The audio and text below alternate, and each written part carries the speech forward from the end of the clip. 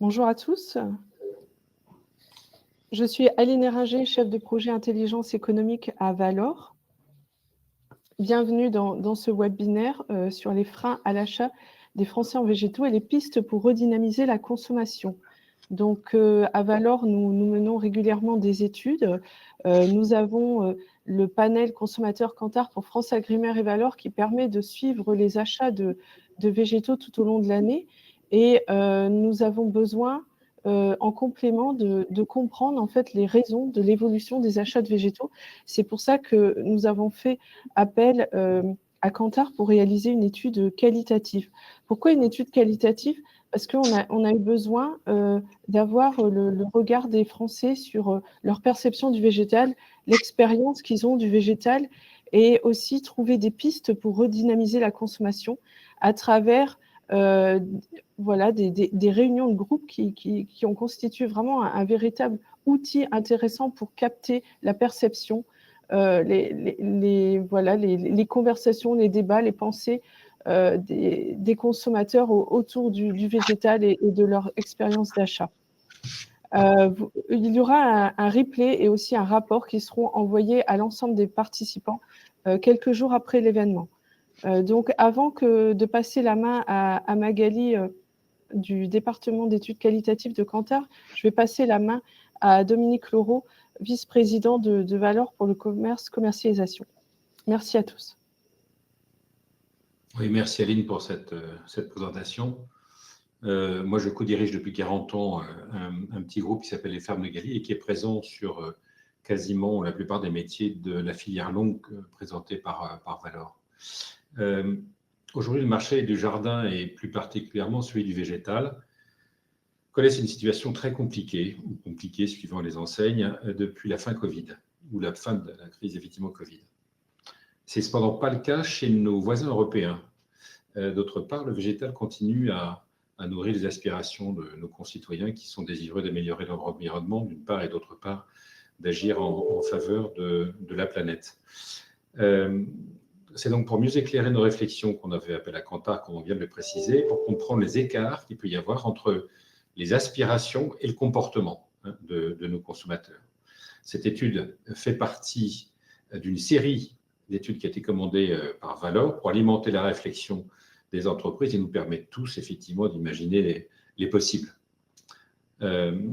Après les études sur le marché de la jardinerie sur 10 ans, celle de l'impact du changement climatique sur les végétaux qui sont proposés à nos clients, on vous propose aujourd'hui celle qui concerne les freins à l'achat des végétaux. 3 autres études suivront. Il y en a une qui concerne l'univers des grossistes, une autre qui concerne plutôt les paysagistes, et puis enfin, il y aura une étude de synthèse au mois de janvier prochain, synthèse de 3 ans d'études qui ont été faites par les différents acteurs collectifs, reprenant celle de Valor bien sûr, mais d'autres. Cette dernière venant achever en fait un premier cycle. Et je voulais simplement rappeler que moi qui ai une toute petite expérience, en fait, en tout cas une longue expérience, à défaut d'être petite, c'est que dans les périodes de flou et d'incertitude, connaissent en fait toutes les opportunités. Voilà. Très bien, merci Dominique. Je passe la parole à Magali qui va vous présenter Kantar, cette étude et bien sûr tous les enseignements. Bonjour à tous, merci Aline, merci Dominique. Alors effectivement, cette étude, elle a été réalisée par Kantar France sur la demande de Valor. Kantar, c'est un institut d'études international qui accompagne les marques et les entreprises dans la compréhension des comportements, des opinions, des tendances pour les aider à prendre des décisions éclairées. Pour ma part, je suis Magali Sinigo, je suis directrice des études qualitatives chez Kantar France et avec ma collègue Nayeli Medina, nous avons conduit ensemble cette étude, nous avons animé des groupes de discussion, nous avons mené l'analyse de ces conversations auprès de vos publics cibles. Je dis bien conversation parce qu'en effet, les études qualitatives collectent de la donnée verbale. On n'aura pas de chiffres aujourd'hui. On s'appuie donc sur les conversations qu'on a pu mener avec les cibles. Et cela vise tout ça, évidemment, à cerner les perceptions, les motivations, les attentes des consommateurs. L'idée, avec les études qualitatives, évidemment, c'est de bien répondre à la question du pourquoi plutôt qu'au combien, si on devait un petit peu schématiser. Je souhaite également attirer votre attention sur le fait que nous allons vous rapporter ici des perceptions consommateurs, qui pourront peut-être parfois vous surprendre parce que parfois c'est un peu en décalage avec la vérité, avec la réalité de ce qui est réellement fait par les professionnels de la filière.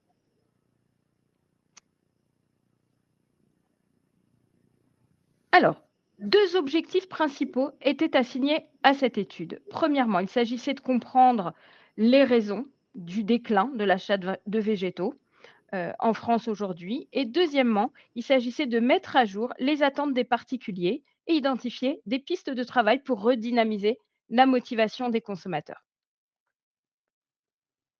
Pour réaliser cette étude, nous avons conduit donc 5 groupes de discussion dans 5 villes de France, Lille, Nantes, Marseille, Lyon et Paris, entre le 19 et le 25 juin.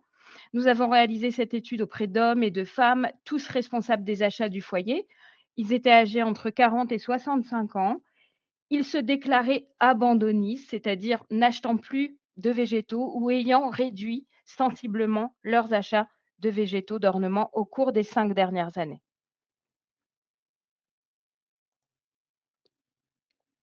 Alors, passons dès à présent aux résultats de l'étude. Premièrement, on va dresser un état des lieux, des perceptions de l'univers. Vraiment rapidement, on va essayer de comprendre quelles sont les évocations, les représentations qui sont associées à l'univers des végétaux. On va comprendre quels sont les usages, qu'est-ce qu'ils achètent finalement nos particuliers et comment ils perçoivent les principaux circuits de vente.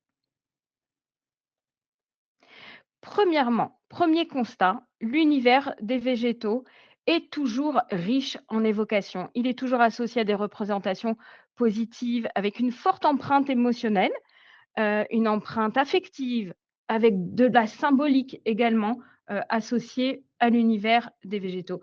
En somme, il n'y a pas de désaffection du marché par désamour. Je vous explique un petit peu. Quand on leur parle des végétaux, globalement, c'est la symbolique forte, la symbolique riche de la vie qui est associée à l'univers. On parle de la nature, c'est un élément du vivant, indispensable à la vie de l'être humain. L'oxygénation, la respiration, le CO2, l'oxygène, tout ce faisceau de représentation induit la symbolique de la vie. On est associé également à une sensorialité très positive, très attractive, le sens visuel, le sens olfactif évidemment, le gustatif également, parce qu'on nous parle beaucoup de végétaux potagers, de plantes aromatiques, vous allez le voir. Et puis, on est associé également à une richesse, à une diversité de végétaux qui peuvent répondre à plusieurs envies, à une variété d'envies. L'ornement, pour décorer son intérieur, agencer, avoir un agencement esthétique de son jardin. Mais on nous parle également d'utilité, de végétaux utiles avec pragmatisme pour empêcher un vis-à-vis, pour faire un coin d'ombre. On nous parle également de la cuisine, c'est-à-dire qu'on va utiliser les végétaux pour les consommer dans le potager ou les plantes aromatiques. Autre élément associé très rapidement à l'univers des végétaux, c'est l'écologie, l'environnement et on nous parle très rapidement du respect de la nature, des écosystèmes nécessaires à la vie avec un grand V de manière générale. Donc finalement, on en dépit des données de marché concernant la baisse, l'univers des végétaux est toujours cher au cœur des Français et la sensibilité au végétal finalement ne faiblit pas. En termes d'usage et d'achat, qu'est-ce qu'on constate? Lorsqu'on demande un petit peu à nos particuliers de nous raconter ce qu'ils font, ce qu'ils achètent aujourd'hui, eh bien, on constate qu'ils recherchent des végétaux qui vont remplir 2 types de fonctions principales. Premièrement, une fonction émotionnelle, toujours centrée sur le plaisir des sens. Et là, les plantes fleuries, les fleurs en général, remplissent bien cette fonction. Bien qu'on le verra dans quelques minutes, les fleurs coupées sont également source de questionnement pour certains aujourd'hui. Mais également, on constate que les végétaux sont également envisagés sous un prisme utilitaire. On achète des plantes aromatiques pour les consommer, des végétaux potagers, des plantes également, on cherche à remettre un peu de rationnel, on veut des plantes résistantes, des plantes qui vont créer de l'ombre, pour se créer des cloisons également, ou repousser certains insectes. Donc, on a vraiment une recherche d'équilibre entre le plaisir émotionnel, la sensorialité et des fonctions plus utilitaires. Alors, quid des fleurs coupées? Alors, les particuliers qu'on a rencontrés déclarent acheter plus rarement qu'avant, disent-ils, des fleurs coupées et en comparaison à d'autres végétaux, ils nous disent en acheter plus rarement. Pourquoi? On comprend finalement que les fleurs coupées détiennent aujourd'hui une haute valeur symbolique pour les particuliers et en corollaire de cela, les fleurs coupées semblent aujourd'hui cantonnées à des achats très circonstanciés, peut-être plus circonstanciés que par le passé. Pourquoi? On a des végétaux ici qui sont ancrés dans une tradition. Heu, on les offre lorsqu'on est invité. Ils sont réservés à des événements concernant des êtres chers, hein. On nous parle, hem, de ces événements à forte charge émotionnelle, la fête des mères, la Saint-Valentin, c'est un incontournable, hein, de venir avec des fleurs, et des bouquets, pour ces moments-là. Les anniversaires de proches, les femmes de la famille, on nous dit, ou, également évidemment les cérémonies funéraires. Ce n'est que de façon mineure, hein, dans nos groupes que certains ont déclaré s'acheter, toutefois encore pour eux-mêmes des fleurs coupées pour se faire plaisir, pour égayer, orner son intérieur et puis, certaines disaient: «On va acheter plutôt des fleurs pas très chères, en achat impulsif, en bout de caisse», disaient certains, en supermarché par exemple.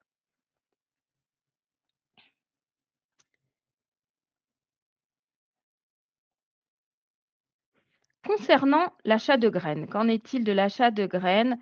Finalement, dans nos groupes, on s'est rendu compte que ça semblait pas tellement valorisé par, les consommateurs qu'on a rencontrés. Pour les personnes qu'on a rencontrées, effectivement, les graines sont davantage associées à des inconvénients plutôt qu'à des avantages. En effet, au-delà du coût financier qui paraît vraiment accessible, hein, pour la plupart, les consommateurs perçoivent une certaine difficulté à parvenir à faire croître sans obstacle les plants. Ils évoquent également un manque de patience de leur part. Il faut vraiment attendre, c'est trop long. Ils sont, vraiment, dans l'attente de résultats rapides. Donc globalement, on nous dit: «C'est trop long, le résultat n'est pas garanti». Donc pour certains, enfin pour la plupart des personnes qu'on a rencontrées, les graines n'étaient pas forcément, un élément très valorisé du marché. Si vous voulez bien, on peut passer maintenant aux différents critères d'achat qu'on a pu explorer auprès de nos cibles. Alors, on constate 3 critères d'achat majeurs. Premièrement, il y a la qualité perçue des végétaux, qui passe notamment par l'aspect visuel. On nous dit le caractère vigoureux, la couleur des feuilles, il faut que ce soit un beau vert. euh, on nous parle des fleurs, on les achète plutôt fermées, on veut qu'il y ait des boutons, qu'il y ait beaucoup de boutons. On attend, pardon, on a le critère, comment dire, du caractère fourni, généreux d'une plante avec beaucoup de feuillage, des boutons, beaucoup de boutons, beaucoup de fleurs. Donc ça, c'est un élément qui est considéré comme un premier critère d'achat auprès de nos cibles. Deuxième chose, on a la longévité et la robustesse. Ce mot, vous allez l'entendre tout au long de la présentation, la robustesse. Vraiment, c'était, un élément très récurrent dans les discussions qu'on a pu mener avec les consommateurs. Donc effectivement, hein, dans un contexte de réchauffement climatique, et de pouvoir d'achat également affaibli, où on va chercher le meilleur rapport qualité-prix, nos consommateurs nous disent rechercher des végétaux de plus en plus résistants qui vont durer dans le temps, et résister évidemment à la chaleur. Le prix, c'est également un critère incontournable. De manière générale, hein, on a le sentiment, important que les végétaux, ça a un vrai coût et en corollaire de cela, on l'a dit, le pouvoir d'achat est plutôt en berne. Dès lors, on a des consommateurs qui se voient plutôt contraints de faire des arbitrages et finalement, dans ce contexte, le budget des végétaux est relégué un peu au plan, secondaire. Alors, au-delà de ces 3 premiers critères d'achat, on a d'autres critères qui ont pu être mis à jour par l'étude. On a la dimension environnementale, ça a été, très évoqué, très souvent évoqué par nos consommateurs. Ils nous disent rechercher des végétaux dont la production est éco-responsable. Alors, ils ont du mal, hein, à savoir ce que c'est exactement qu'éco-responsable. Globalement, on nous dit on veut des productions plus naturelles. On a le sentiment que, les végétaux, ne poussent pas, comment dire, à leur vitesse naturelle, à leur rythme naturel de croissance, que c'est un peu boosté.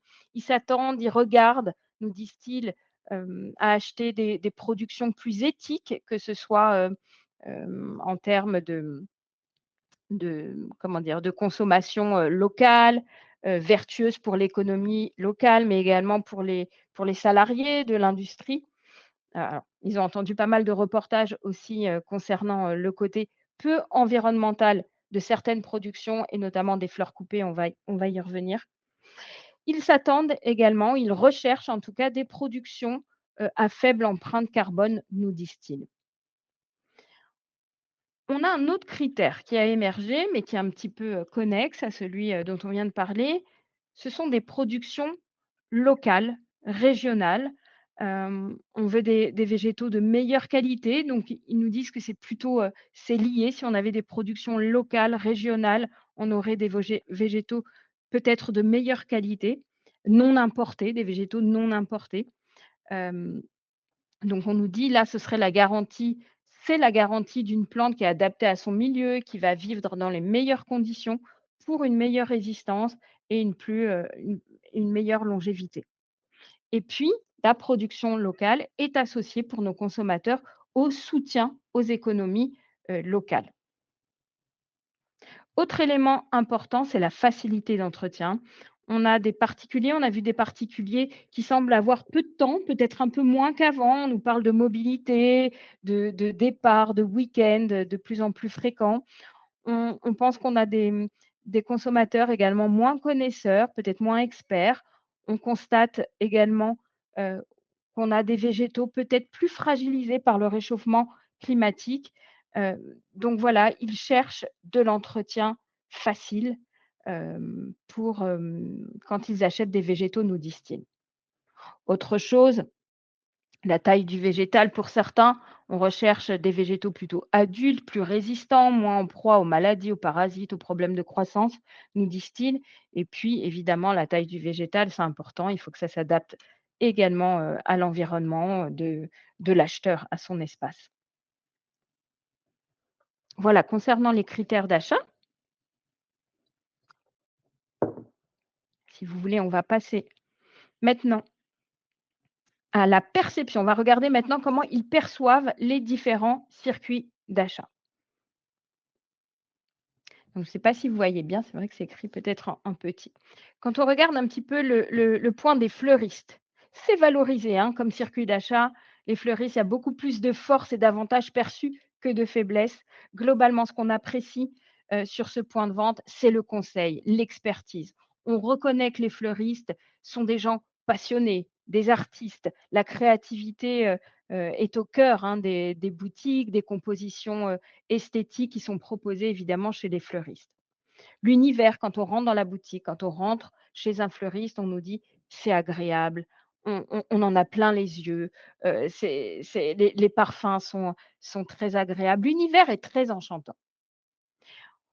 On perçoit également ce point de vente comme offrant des végétaux de qualité. Il y a de la fraîcheur, ils ont un bel aspect visuellement, on voit que c'est joli, que les fleurs sont fraîches, vigoureuses. On voit des végétaux, des tailles de fleurs plutôt grandes par rapport notamment à des fleurs qu'on peut trouver en supermarché, nous disent-ils. Et puis, c'est un commerce de proximité, donc ça, c'est un avantage non négligeable. En revanche, on déplore aujourd'hui un prix peut-être trop élevé, jugé trop élevé. Hem, on déplore également, un moindre choix par rapport aux jardineries notamment et puis des espaces plutôt petits. Concernant maintenant les jardineries, ce qu'on apprécie dans les jardineries, dans ce type de circuit, c'est le choix, c'est la possibilité d'avoir accès à de l'outillage spécialisé. C'est un rapport qualité-prix qui semble correct pour, pour nos consommateurs. Les espaces paraissent bien fournis, les visites sont agréables. Certains nous disaient: «On y va parfois juste avec les enfants pour se promener, pour avoir une visite agréable». En revanche, dans les points peut-être plus critiqués concernant les jardineries, on nous dit que le conseil est aléatoire d'une enseigne à une autre, d'un magasin à un autre, même au sein de la même enseigne. Les magasins sont vastes, et le conseil, la présence de professionnels est parfois, défaillant, nous disent, certains consommateurs. Le choix est si vaste que certains se sentent un peu perdus, hein, c'est un peu le revers de la médaille du grand choix. Et puis en mineur, pour certains, des expériences plutôt négatives, des plantes qui ne sont pas bien entretenues pour certains consommateurs. Si on regarde maintenant les supermarchés, alors le premier avantage, hein, pour tous, c'est le prix jugé plutôt attractif. L'achat se fait de manière impulsive, ce sont des achats opportuns.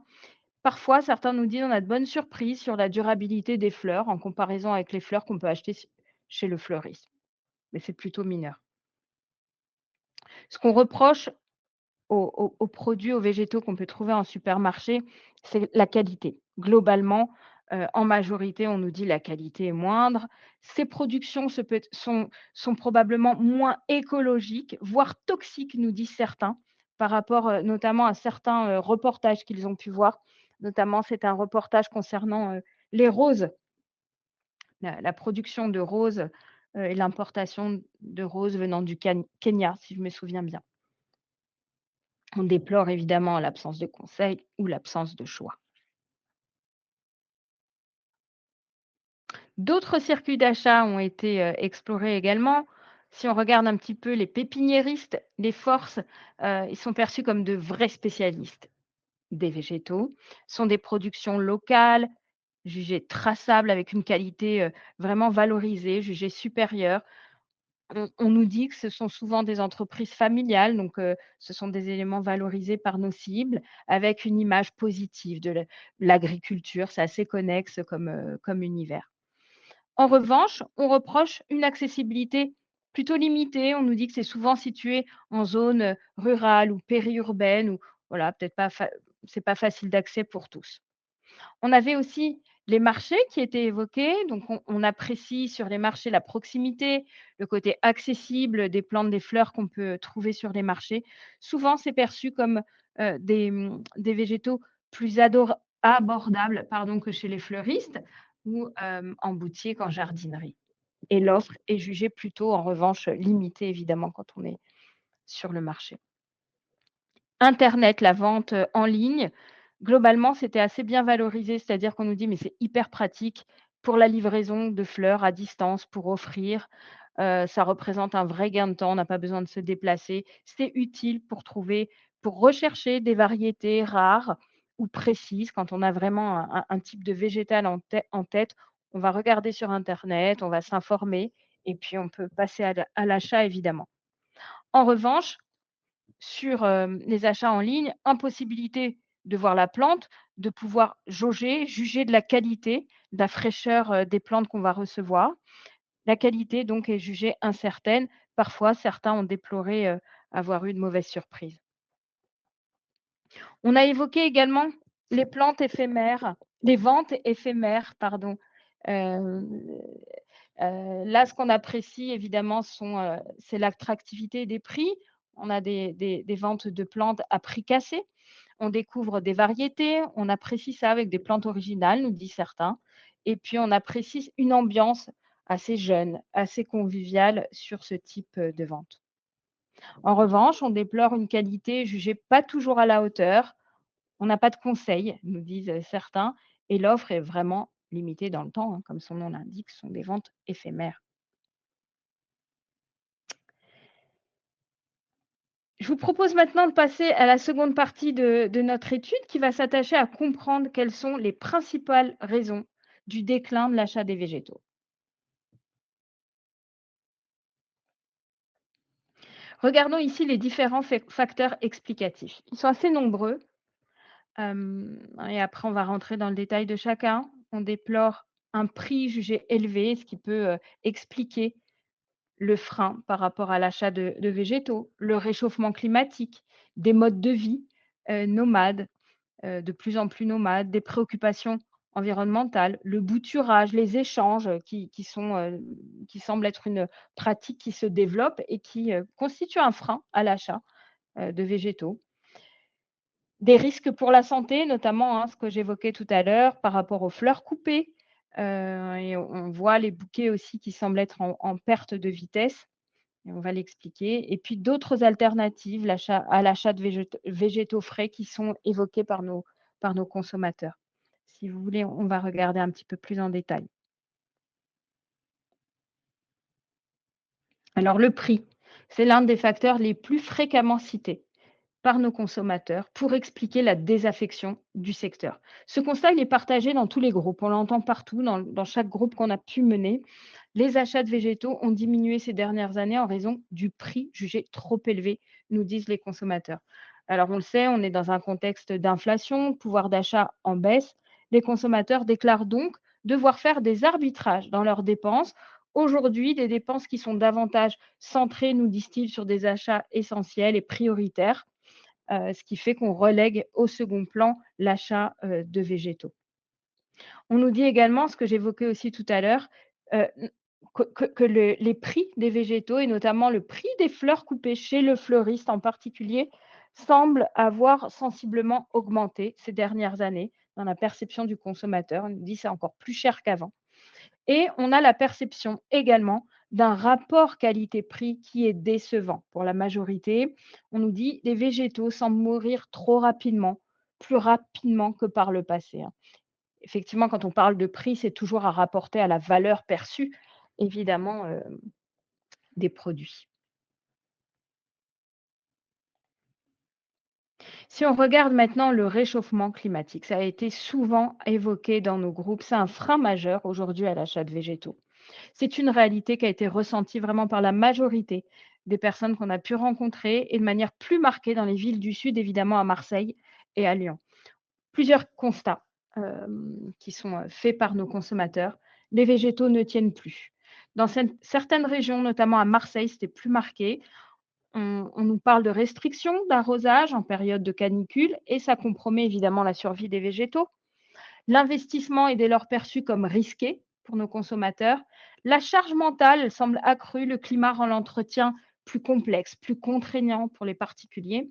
Et puis, on a une prise de conscience croissante des quantités d'eau nécessaires à l'entretien des plantes, et notamment en période de forte chaleur, ce qui constitue un frein à l'achat de végétaux. Autre élément, l'évolution des modes de vie qui rend l'entretien des plantes plus contraignant, hein. L'évolution des modes de vie est marquée donc par une plus grande mobilité, des déplacements fréquents, des week-ends prolongés, des rythmes de vie, de travail éclatés, et ça constitue un frein croissant à l'achat de végétaux. Et ces modes de vie impliquent donc une difficulté à assurer l'entretien en l'absence des particuliers à leur domicile. C'est une contrainte mentale, logistique, il faut anticiper, s'organiser, déléguer. Et puis, on a finalement le sentiment de gaspiller si on a des végétaux vraiment à entretenir, voire de la culpabilité qui peut pousser vraiment à renoncer à l'achat de végétaux. Ensuite, on l'évoquait tout à l'heure, les préoccupations environnementales et éthiques, elles semblent croissantes et elles s'érigent un peu en frein à l'achat de végétaux. On sent hein, une sensibilité croissante aux enjeux environnementaux qui sont liés à la production, à la commercialisation des végétaux. C'est une prise de conscience qui est souvent alimentée par les médias. Cette prise de conscience, elle va influencer directement les attitudes, les comportements d'achat. Les végétaux, à nouveau, notamment les fleurs coupées, sont jugées comme étant souvent importées hein, dans la perception des consommateurs. On nous dit qu'elles viennent de loin et ça implique un transport aérien long et dès lors avec un impact carbone préoccupant pour nos cibles. On nous parle de production intensive. Certains nous disent, mais c'est boosté artificiellement. Il y a des hormones de croissance. C'est leur vocabulaire, hein, c'est ce qu'ils nous disent. Et ça s'accompagne, d'après eux, de pratiques dangereuses, non respectueuses pour l'environnement et pour les personnes. L'entretien des plantes, elle est jugée aussi perçue comme gourmand en eau, ce qui entre en contradiction avec les préoccupations liées à la sécheresse, à la raréfaction des ressources. En plus mineur, l'exploitation d'une main-d'œuvre étrangère bon marché est aussi décriée. Et à nouveau, ils ont aussi des reportages en tête, ce qui leur fait dire que c'est un frein pour eux à l'achat de végétaux et notamment des fleurs coupées.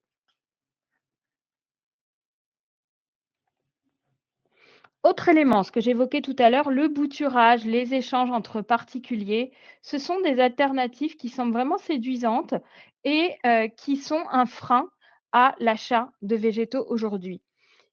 Ils nous disent qu'il y a un vrai bénéfice économique à faire du bouturage. Il y a une dimension également pédagogique, gratifiante. On apprend, on s'explique, on on se raconte, on se donne des informations entre voisins, nous disent-ils, entre particuliers. Et puis, on a donc ces pratiques qui viennent s'inscrire dans une tendance un petit peu plus large du do it yourself, hein, du faire soi-même. On retourne un petit peu aux gestes simples, on se reconnecte à la nature. Ça, ils étaient assez friands de ce type de pratique. C'était évoqué dans beaucoup de groupes.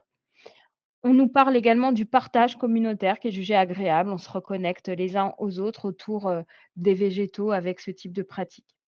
De plus, certains nous disent que les plantes issues de boutures personnelles sont plus robustes, plus résistantes, mieux adaptées à leur environnement, car elles ont déjà fait leurs preuves localement, nous disent certains consommateurs.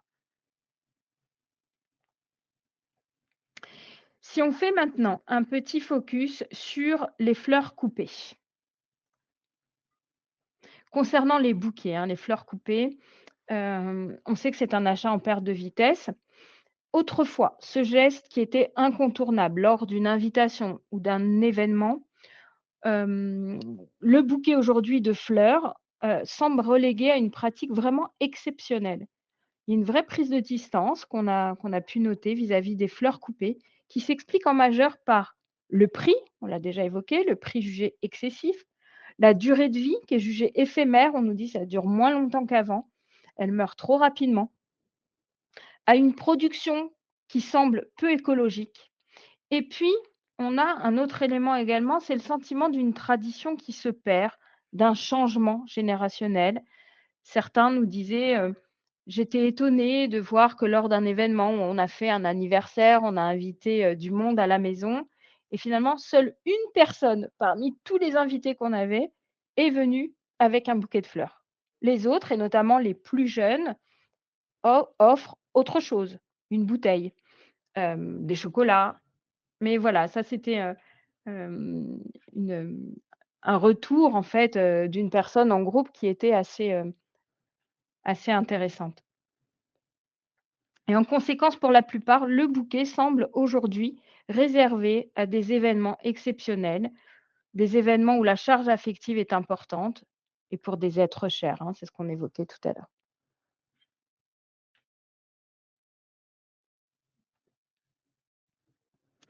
Des alternatives plus durables et décoratives viennent aussi concurrencer l'achat de végétaux frais, hein, on l'évoquait tout à l'heure. Donc on a de nouvelles alternatives qui gagnent en popularité a priori, telles que les fleurs séchées. Ça s'inscrit vraiment dans un style de déco qui est assez populaire, que les consommateurs aiment bien. Des plantes artificielles, certains nous disent qu'elles sont de mieux en mieux faites, elles imitent de mieux en mieux les végétaux frais. Ou encore, certains nous parlaient également de terranium. Et vous voyez quelques verbatims ici, qui nous disent: «Moi, j'achète plus de fleurs» ou alors des fleurs séchées. Moi, je les fais sécher moi-même aussi, certains, disaient ça à Marseille. Dans ce contexte, on a certains consommateurs qui ont évoqué également, d'autres choses. Enfin, on a noté un intérêt croissant, on pensait que c'était intéressant de le mentionner ici, un intérêt croissant pour l'orchidée, qui semble représenter finalement un bon compromis entre la valeur émotionnelle et les avantages rationnels. Premièrement, l'orchidée, c'est une composition végétale qui va offrir les bénéfices affectionnés par la présence des fleurs. On a des fleurs qui sont associées à la délicatesse, le raffinement. Il y a une préciosité qui est notée par nos consommateurs et elles ont une grande valeur esthétique pour le consommateur. Mais d'autre part, ces compositions végétales présentent également des avantages rationnels certains. La longévité, on nous dit l'orchidée, la fleur, elle dure longtemps dans le temps et ça, c'est intéressant. Et puis, ils ont le sentiment aussi que ça refleurit, que c'est facile à entretenir et que l'orchidée va refaire des fleurs plusieurs fois. Donc, pour eux, finalement, c'est un achat plutôt intéressant et valorisé. Vous voyez, on nous dit ce que j'aime, c'est la durabilité. Elle va durer longtemps. On ne prend pas de fleurs coupées. Je prends des orchidées maintenant, ça va durer 2, 3 mois. L'orchidée, c'est un compromis entre le bouquet de fleurs coupé et une plante. On arrive à faire refleurir. La plante ne meurt pas complètement. Au global, qu'est-ce qu'on peut retenir de cette partie-là? C'est que ce constat de déclin ne traduit pas finalement un désintérêt pour le végétal, mais plutôt on assiste à une reconfiguration des usages. Les consommateurs recherchent des formes de végétaux, des végétaux moins coûteux, plus durables, moins contraignants et en phase avec des modes de vie contemporains tout en étant décoratifs. Si on regarde maintenant la troisième et dernière partie de notre présentation, quelles sont finalement les attentes des particuliers? Alors vous allez voir, ça va se recouper évidemment avec ce qu'ils nous ont dit en termes de critères, en termes de raisons également qui expliquent le déclin de l'achat. Alors, l'étude fait apparaître une attente majeure.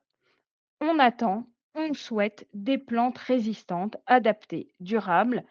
Ça, on l'a dit un petit peu hein, tout à l'heure, face aux contraintes climatiques, aux besoins de praticité, de moindre effort personnel, ainsi qu'un sentiment de déception, on a des consommateurs qui ont exprimé une attente claire des végétaux capables de survivre, de s'adapter et de durer dans le temps.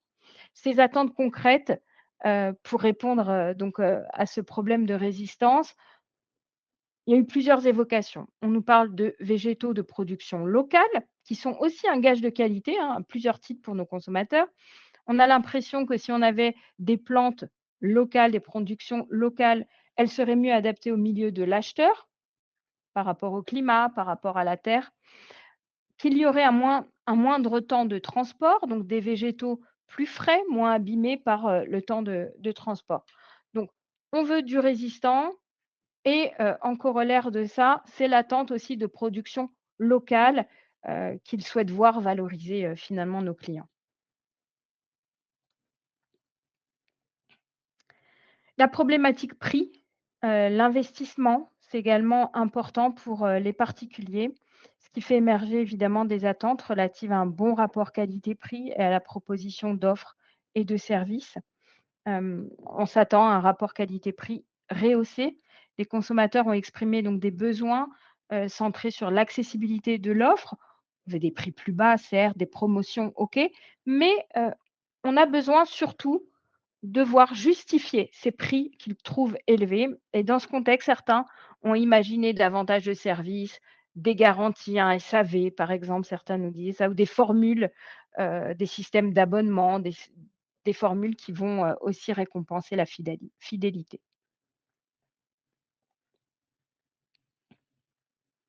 L'écologie, l'éthique, on l'a évoqué, c'est également au cœur des attentes. On a une attente forte, hein, qui émerge en faveur de modes de production plus vertueux, moins impactants pour l'environnement et notamment les fleurs coupées sont vraiment au cœur des préoccupations. On veut à nouveau des productions françaises, régionales, locales, avec une empreinte carbone réduite. On attend des productions moins industrialisées. Ils ont finalement le sentiment que, les productions sont, produites à grande échelle et on attend donc des productions, moins industrialisées, moins intensives, nous disent-ils. Et ces consommateurs, finalement, ils sont de plus en plus conscients et sensibilisés par la médiatisation de scandales également phytosanitaires. Vous voyez, on nous dit: «Je préfère acheter français plus cher que, d'acheter, des produits, qui viennent de serre au Kenya où les gens sont exploités». Alors, regardons un petit peu, ce qu'ils pensent, nos clients, nos consommateurs, des labels, des mentions, et finalement, on va voir que ça peut avoir un rôle intéressant et rassurant pour nos consommateurs. Alors, comment les consommateurs perçoivent ces labels, ces certifications, ces mentions? Alors, le label France, production locale, production régionale, c'est pertinent pour la majorité. C'est très rassurant. De manière générale et notamment pour les fleurs coupées, à nouveau, hein, pardon, je répète, mais c'était vraiment, très clair, dans les discours des consommateurs, ce type de label peut rassurer pour plusieurs raisons. Ça dit que la démarche est éco-responsable, ça donne la perception de végétaux plus résistants, mieux adaptés au milieu de celui qui va l'acheter. La démarche, elle est jugée aussi éthique et ça permet ainsi de contribuer au dynamisme économique des artisans, des petits producteurs locaux. Pour certains, on attend plus précisément, effectivement, une production artisanale. Au-delà du local, on attend des labels, des certifications concernant une production artisanale avec le moins de produits phytosanitaires possible. On avait également l'indication fleur de saison qui était très bien accueillie. On perçoit ici un repère rassurant, respectueux du cycle naturel, plus durable. C'est une mention qui va répondre à une attente de transparence sur la saisonnalité des végétaux et ça, c'est à l'image un petit peu de ce qui existe déjà pour les fruits et les légumes. Donc, c'était vraiment valorisé. Enfin, on avait la mention plantes mellifères ou favorable à la biodiversité. Ça a suscité des réactions très positives de la majorité, de tous. C'est un renforcement de la valeur perçue du végétal, utile, engagé. On favorise la faune et on a également le sentiment de donner un rôle actif ici aux consommateurs dans la préservation de l'environnement. Donc ces labels, ces mentions, ces certifications ont vraiment joué un rôle de rassurance et ont suscité vraiment l'intérêt de nos cibles. Si vous voulez, on peut passer, aux conclusions. Juste pour résumer, ce qu'on vient de se dire en quelques mots, cette étude qualitative, elle a montré que les végétaux conservent toujours une place précieuse dans le cœur des Français. L'univers végétal reste hautement valorisé, tant sur le plan émotionnel que rationnel. Malgré cet attachement, on a des freins multiples, hein, à l'achat de végétaux qui ont émergé. Et cette réduction des achats s'explique par une combinaison de freins, des freins économiques, pratiques, environnementaux. Plusieurs attentes fortes ont émergé chez les consommateurs. On vient de le dire, on attend une meilleure accessibilité, un meilleur rapport qualité-prix, plus de valeur donnée aux végétaux. On s'attend, on souhaite avoir des végétaux plus résistants, plus adaptés au climat actuel. On veut des végétaux plus faciles à entretenir et enfin une offre plus éco-responsable, plus locale, nous disent-ils. Enfin, pour terminer, je vous propose de voir ensemble quelques pistes de réflexion pour redynamiser la motivation des particuliers. Premièrement, on a un axe qui est centré sur l'accessibilité, la valeur perçue. Alors, comment on peut faire ça? En valorisant la résistance de certains végétaux par des conseils ou autres services associés. Deuxième axe, adapter l'offre aux nouvelles conditions climatiques en valorisant les espèces les plus résistantes à la sécheresse, aux variations climatiques, par des pratiques de jardinage adaptées au changement climatique, par l'utilisation optimisée de l'eau, donc avec du conseil, en leur donnant un peu plus d'informations pour valoriser ces éléments-là. Troisième axe, simplifier l'entretien pour nos consommateurs en valorisant des végétaux peu exigeants via des solutions, des conseils ou d'autres services pour faciliter l'entretien des végétaux. Quatrième axe, il s'agit de valoriser une démarche éco-responsable, locale, par la mise en avant des producteurs français, des pratiques durables, de labels, de certifications, comme on vient de le voir. Et enfin, puisqu'ils prennent vraiment plaisir à naviguer dans l'univers global, dans la sphère des végétaux de manière générale, il s'agit de réenchanter peut-être l'expérience végétale par des expériences sensorielles, des espaces d'inspiration et des événements. Voilà un petit peu les principaux résultats de l'étude qualitative qu'on vient de mener. On va mener cet été. Merci beaucoup, Magali. À présent, merci à tous, hein, merci à tous les participants. Vous êtes vraiment nombreux aujourd'hui.